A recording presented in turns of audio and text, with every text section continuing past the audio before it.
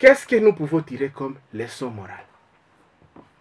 Parce que c'est cette leçon morale qui va nous permettre maintenant d'envisager le futur, parce que nous venons de comprendre ce qui s'est passé dans l'histoire. On peut comprendre maintenant aussi le présent et envisager le futur. La première leçon morale, c'est laquelle?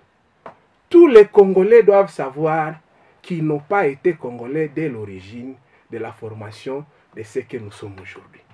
Personne ne peut se dire aujourd'hui Congolais si nous pouvons partir des origines initiales de la structure politique que nous appelons aujourd'hui République démocratique du Congo. Parce qu'elle n'a pas existé. Elle n'a commencé à exister qu'en 1885, après la conférence de Berlin. Mais nos ancêtres, les parents des parents de nos grands-pères, ils n'ont pas été appelés des Congolais. Ils ont été appelés des Baluba. Ils ont été appelés des Bakongo.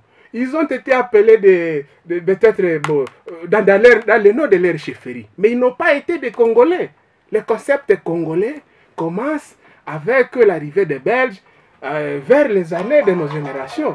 C'est ça la première leçon morale que nous devons d'abord tirer de cette histoire politique de la République démocratique du Congo. Personne d'entre nous n'a été Congolais avant les années 1885, parce que cette structure politique que nous appelons aussi État République démocratique du Congo n'a pas existé.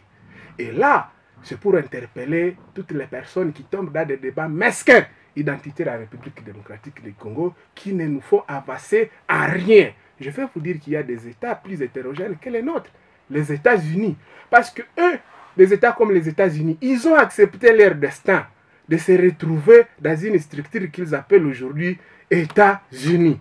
Et à partir de ce destin-là, ils se disent, profitons de l'histoire, de notre vivre ensemble, pour réfléchir sur les choses qui vont nous faire des bases solides et qui vont renforcer notre développement.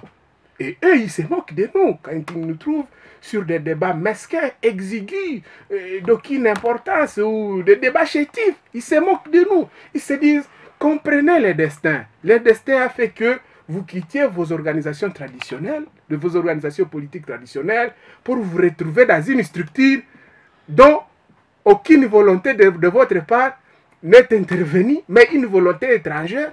Les colons qui sont arrivés, les Européens qui sont arrivés. Alors, capitalisons ça. Et c'est la philosophie même de notre hymne national. Unis par les sons, unis dans l'effort pour l'indépendance.